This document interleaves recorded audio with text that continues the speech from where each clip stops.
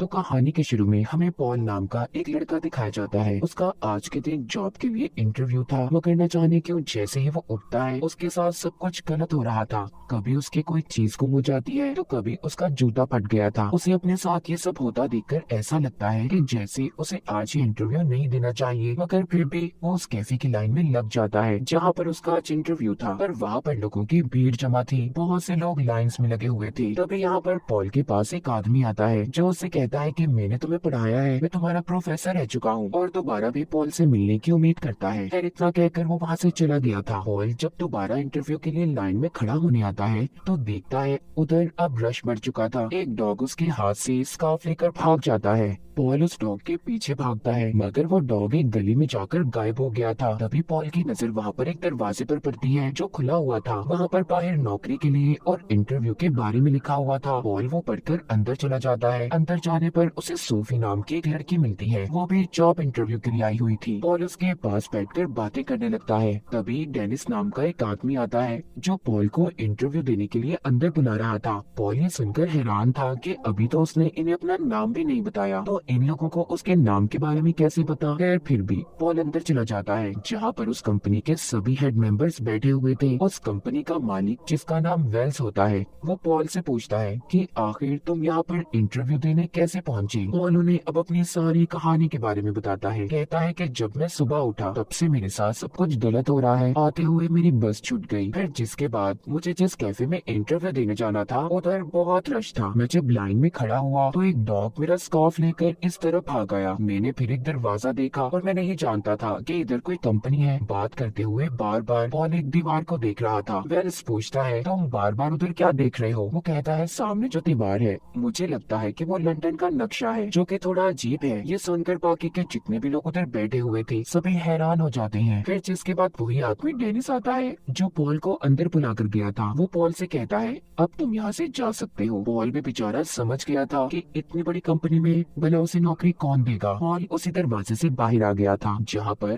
अब वो डॉग भी था जो उसका स्कार्फ लेकर भागा था। वो उसे वापस कर देता है। पॉल घर आ गया था जहाँ पर आकर उसे ये बात पता चलती है जो लड़का पहले उसके साथ रहा करता था वो उसका कमरा छोड़कर जा रहा है। ये बात सुनकर वो और ज्यादा परेशान हो जाता है क्योंकि अब उसे ही इस कमरे का सारा किराया देना था। मगर मुसीबत ये थी कि उसको अभी तक कहीं पर नौकरी नहीं मिली थी। जब वो इस बारे में उसी लड़के से बातें कर रहा था तभी उसके घर पर एक लेटर आकर गिरता है जिसमें ये लिखा हुआ था कि वेल्स ने उसे नौकरी पर रख लिया है। ये सुनकर तो उसकी खुशी का कोई ठिकाना ही नहीं था। वो अगले दिन तैयार होकर कंपनी में पहुंच जाता है। जिधर रिसेप्शन पर उसे एक लेडी मिलती है तभी उधर डेनिस आ गया था। डेनिस दरअसल वेल्स का खास आदमी था। वो पॉल को अपने साथ ले जाता है, पर पॉल अभी भी इस बात पर परेशान था कि आखिर ये कंपनी काम क्या करती है और उसे यहाँ पर रहकर करना क्या होगा। डेनिस उसे उस जगह पर छोड़ देता है जहाँ पर पॉल को काम करना था। उधर वो देखता है कि वही लड़की सोफी जिससे वो इंटरव्यू के दौरान मिला था वो बैठी हुई थी। मतलब इन लोगों ने उसे भी जॉब पर रख लिया था। पॉल के हाथ में कॉफी होती है जिसे देखकर सोफी कहती है कि मुझे चॉकलेट और कॉफी बिल्कुल पसंद नहीं, तो प्लीज तुम इसे फेंक दो, मेरे सामने मत पीना। पॉल सोफी से बात करता है कि हमें इन लोगों ने नौकरी पर तो रख लिया, पर हमारा काम क्या होगा और हमने यहाँ पर रहकर करना क्या है। सोफी कहती है ओफ चुप हो जाओ, कितना बोलते हो तुम। तब इनके पास रिसेप्शनिस्ट लेडी आती है जो इनके लिए बहुत सारे मैप्स नक्शे लाई थी। वो इन्हें उसमें एक खास जगह का नाम बताकर उन मैप्स में ढूंढने का कहती है। दोनों अपने काम पर लग गए थे। बहुत ज्यादा ढूंढने के बाद भी इन्हें उस खास जगह का नाम नहीं मिलता। ब्रेक भी हो गई थी। ब्रेक में जब दोनों नीचे आते हैं तो इसी कंपनी में काम करने वाली एक लेडी दोनों को बाहर ले आई थी और सोफी से कहती है कि तुम सामने उस लड़की को देखो जो गार्डन बाग में बैठी किताब पढ़ रही है। तुम्हें उसकी किताब और उसके दिमाग को पढ़ना होगा। वो एक कहानी पढ़ रही है। जब उसकी कहानी का कैरेक्टर पानी में गिर जाएगा बस मुझे तब बता देना।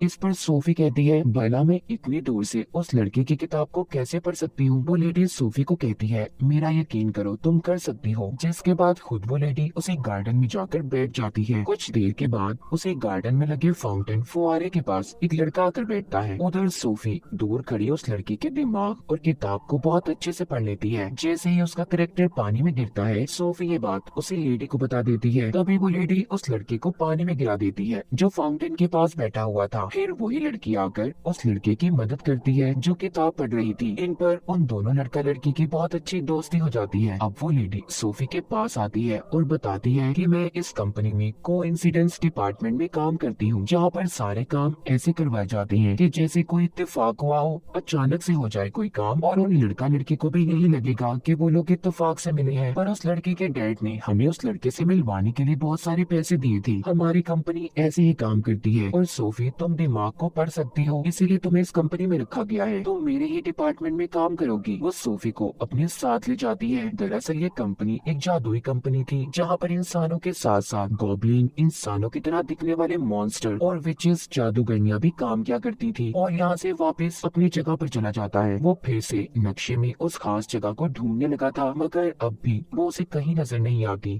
तभी उसके पास कंपनी का मालिक वेल्स आता है जो बताता है कि ऐसे तुम कभी भी नक्शे में उस जगह को नहीं ढूंढ पाओगे। वो अपना हाथ उस नक्शे के ऊपर फेरता है और पॉल को भी सिखाता है। कहता है कि जिस जगह पर तुम्हारे हाथ पर करंट लगेगा वही वो खास जगह होगी जिससे तुम्हें पता चल जाएगा। जिसके बाद वो पॉल को अपने साथ ले जाता है। पॉल वेल से पूछता है कि आखिर आपकी कंपनी काम क्या करती है। वो बताता है हमारी कंपनी लोगों की फीलिंग्स, एहसासात को बदलने का काम करती है, जैसे किसी इंसान को प्यार करवाना या किसी का डाइवोर्स, तलाक करवा देनी, ये सब कुछ। वो पॉल को अपने ऑफिस में ले जाता है और कहता है पॉल, क्या तुम जानते हो तुम्हारे अंदर एक खासियत है, तुम छुपी हुई चीजों को तलाश कर सकते हो जो चीजें एक आम इंसान नहीं देख सकता। तुम्हारी आंखें उन्हें ढूंढ सकती हैं। तुम्हारे मॉम डैड को तुम पर फख्र होगा। और ये बात मैंने तुम्हारे अंदर तब देखी जब पहली बार तुम इंटरव्यू देने के लिए आए थे। तुमने उस दीवार पर नक्शा ढूंढा था। तभी उधर डेनिस आ जाता है जो वेल से कहता है नहीं, पॉल ऐसा नहीं कर सकता, उसके डैड तो बिल्कुल भी उससे प्यार नहीं करते थे। यह सुनकर वेल्स कहता है नहीं, इस बात से इन चीजों पर कोई फर्क नहीं पड़ता। मेरे डैड भी मुझसे नफरत करते थे। उन्होंने मुझसे एक कॉन्ट्रैक्ट पर साइन करवाए कि अगर मैंने उन्हें धोखा दिया तो वो मेरी सोल, आत्मा को कैद कर देंगे। पर अब मेरे डैड इस दुनिया में नहीं है तो मैं अब फ्री हूँ। वेल्स यहीं पर पॉल को एक पोर्टेबल डोर ढूंढने का कहता है जो इस मूवी का नाम भी है। वो बताता है कि वो बहुत खास है, वो एक जादुई दरवाजा है जिससे हम कहीं पर किसी भी जगह पर जा सकते हैं और तुम इसलिए यहाँ पर हो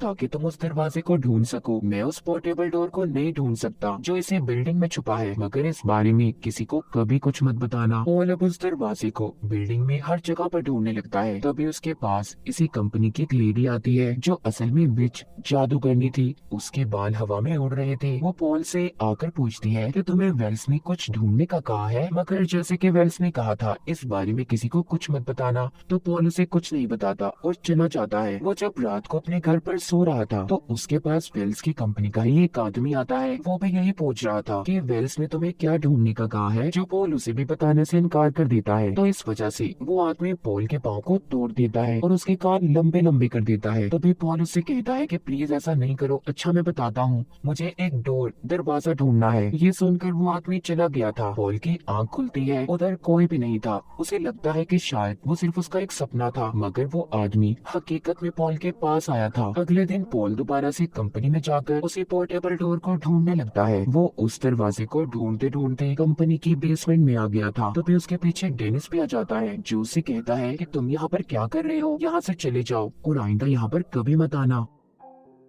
उधर दूसरी तरफ सोफी भी कोइंसिडेंस डिपार्टमेंट में काम कर रही थी। वो लोगों को इत्तेफाक से मिलवाया करती थी, मगर अब उसे अपने अंदर कुछ बदलाव महसूस होते हैं। उसे ऐसा लग रहा था कि जैसे उसके दिलो दिमाग को कोई कंट्रोल कर रहा हो, इसीलिए वो अब इस नौकरी को छोड़ना चाहती थी। वो इस डिपार्टमेंट की हेड से इस सिलसिले में बात करती है, जिस पर वो लेडी कहती है कि तुम इस तरह इस जॉब को छोड़कर नहीं जा सकती क्योंकि तुमने कॉन्ट्रैक्ट पेपर पर साइन किए हैं। तभी वहाँ पर पॉल आ जाता है जो उससे कहता है कि चलो मेरे साथ। सोफी उसके सामने चॉकलेट खाती है। पॉल पूछता है कि कल तक तो तुम बिल्कुल भी इन चीजों को पसंद नहीं करती थी, आज क्या हो गया तुम्हें। वो उसे अपने साथ एक बार में ले जाता है जहाँ पर वो उसे बताती है कि पता नहीं मुझे क्या हो गया है, जो चीजें मुझे कभी पसंद नहीं थी वो मुझे अच्छी लगने लगी है। ये सब सुनकर पॉल कहता है ओ फिक्र नहीं करो, ऐसा अक्सर हो जाता है। सोफी कहती है तुम आजकल वेल्स के साथ काम कर रहे हो ना, मैंने सुना है, मेरी हेड मुझे बता रही थी कि एक दिन उसने अपने डैड को कहीं पर गायब कर दिया था, जिसके बाद आज तक वेल्स के डैड का कुछ पता न चल सका, तो जरा उनसे संभल कर रहना। मुझे लगता है कि डेनिस और वेल्स मिलकर कंपनी में कुछ करना चाहते हैं। अगले दिन रोज की तरह पॉल कंपनी में जाकर उसी पोर्टेबल डोर को ढूंढने लग जाता है। वो उसी बेसमेंट में वापस आ गया था जहाँ पर उसे डेनिस ने आने से मना किया था। वो डोर दरवाजे को ढूंढता ढूंढता एक दीवार के पास पहुँचता है जहाँ पर उसे कुछ अलग ही महसूस हो रहा था। उसे अपनी ताकतों से पता चल जाता है कि वो कोई दीवार नहीं बल्कि किसी जगह का रास्ता है। पॉल जब उसके अंदर जाता है तो वो एक जादूगर का कमरा था जहाँ पर कुछ अजीब चीजें पड़ी हुई थी। वहाँ पर उसे एक बड़ा सा स्टेपलर भी पड़ा दिखाई देता है। जब वो उसे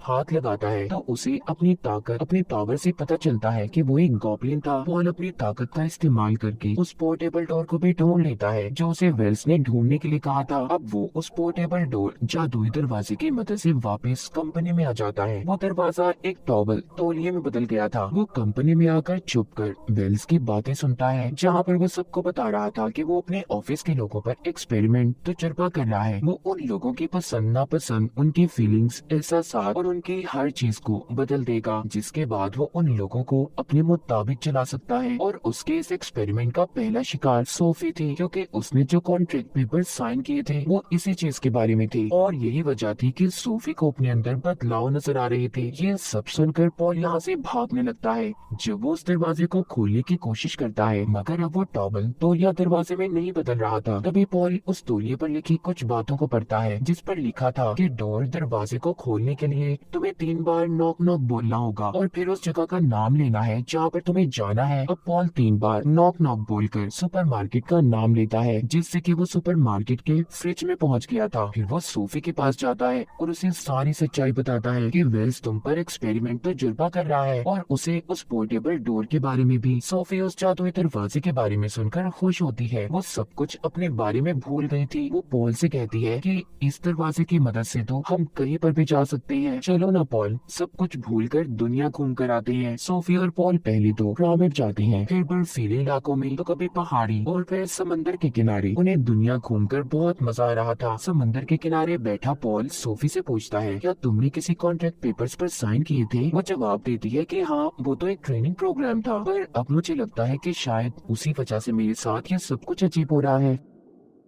खैर, अब वो दोनों उस पोर्टेबल डोर की मदद से वापस से कंपनी में आते हैं और उस कॉन्ट्रैक्ट को ढूंढने लगते हैं। तभी उन्हें एक आदमी के नाम का कॉन्ट्रैक्ट मिलता है जिसमें उन्हें ये पता चलता है कि वेल्स यहाँ पर लोगों की सोल, आत्मा को चुराता है। वो पहले कॉन्ट्रैक्ट पेपर पर साइन करवाता है जिसके बाद उस पेपर को बैंक ऑफ डेड यानी कि मौत के बैंक में जमा करवा देता है। इस तरह वो उस इंसान की आत्मा को कैद कर सकता था। वो दोनों उस पेपर को पढ़ ही रहे थे, तभी उधर बहुत सारे गॉब्लिन्स, मॉन्स्टर्स आ जाते हैं। ये दोनों डरकर वहाँ से भाग गए थे। तभी इनके सामने डेनिस आता है। जब ये उसे बताती है कि हमारे पीछे बहुत सारे मॉन्स्टर्स लगे हुए हैं, तो तभी वो ये देखते हैं कि डेनिस भी एक गॉब्लिन है। कुछ देर के बाद उधर वेल्स भी आ जाता है। तभी उन दोनों की किसी बात को लेकर बहस हो रही थी। इस बात का फायदा उठाकर पॉल और सोफी उस पोर्टेबल डोर की मदद से यहाँ से भाग गए थे, मगर गलती से वो दरवाजा खुला रहता है। तभी वेल्स उन दोनों को एक ऐसी जगह पर भेज देता है जहाँ पर एक जेल था। उधर एक जेल में सोफी और पॉल को एक आदमी मिलता है जो असल में वेल्स के डैड थे, जो बताते हैं कि जब मुझे मेरे बेटे की शैतानी इरादों के बारे में पता चला कि वो लोगों की आत्माओं को कैद करता है, तो उसने मुझे इस जेल में कैद कर दिया ताकि मैं उसे कभी भी रोक ना पाऊँ। यानी कि जो बात सोफी ने पॉल को बताई थी कि वेल्स ने अपने डैड को कहीं पर गायब कर दिया,